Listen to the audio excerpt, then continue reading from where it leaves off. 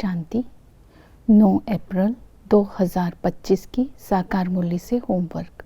आज की मुरली से हम लक्ष्य लेंगे विश्व का मालिक बनने के लिए अंतर्मुखी हो स्कॉलरशिप नंबर 1 आने का, स्कॉलरशिप लेने का पुरुषार्थ करना है।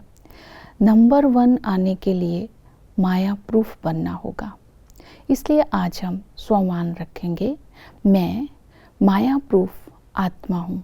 अंतर्मुक्ता की गुफा में बैठ करके देह और देह की दुनिया से न्यारे होकर एक बाप की लगन में मगन होकर स्वयं में पवित्रता की शक्ति को धारण कर मैं माया प्रूफ बनती जा रही हूँ, अर्थात माया पर विजय प्राप्त कर रही हूँ। इस स्मृति में सारा दिन रहना है। विशेष अटेंशन देंगे माया प्रूफ बनने के लिए।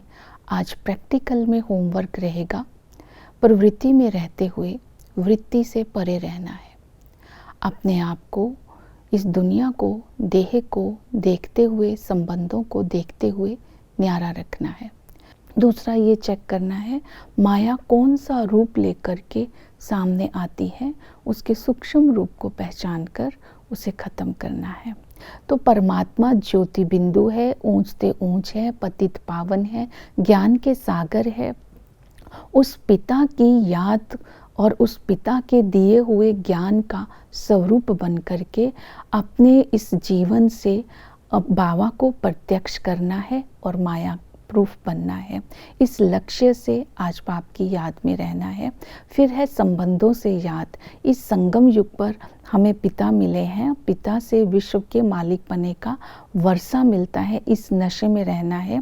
21 जन्मों के वर्षे के हम अधिकारी बनते हैं। वही टीचर बन करके हमें पढ़ाई पढ़ाते हैं। संगम पर ब्रह्मा के तन में वो आकर के जो पढ़ाई पढ़ाते हैं, इस ज्ञान से हमारी सद्गति हो जाती है। इस ज्ञान से हमें कब्र से निकाल देते हैं, अर्थात हमें बॉडी कॉन्शियस से सोल कॉन्शियस बना देते हैं। इस राजयोग को सीखते समय बहुत ध्यान रखना है, इस पढ़ाई को कभी मिस नहीं करना है। हमारा लक्ष्य है संपूर्ण पवित्र जीवन बनाना। ये संपूर्ण पवित्र जीवन बनाने के लिए प्रवृत्ति में रहते वृत्ति से उपराम रहना है। देह की दुनिया को देखते हुए भी नहीं देखना है, पुरानी दुनिया को नहीं देखना है और कंबाइंड स्वरूप से बाप को अपना साथी बनाना है। जैसे बाप दादा इकट्ठे हैं, ऐसे आप और बाप भी, बाबा ने कहा, इकट्ठे हैं। जब बाबा मेरे साथ है तो ये ब्राह्मण जीवन मौज का और मनोरंजन का बन जाता है। इस तरह आज पवित्रता की धारणा करनी है। और जो अंतर्मुखी होते हैं, माया प्रूफ होते हैं, नंबर 1 आने वाले होते हैं, वो कभी भी हलचल में नहीं आते हैं।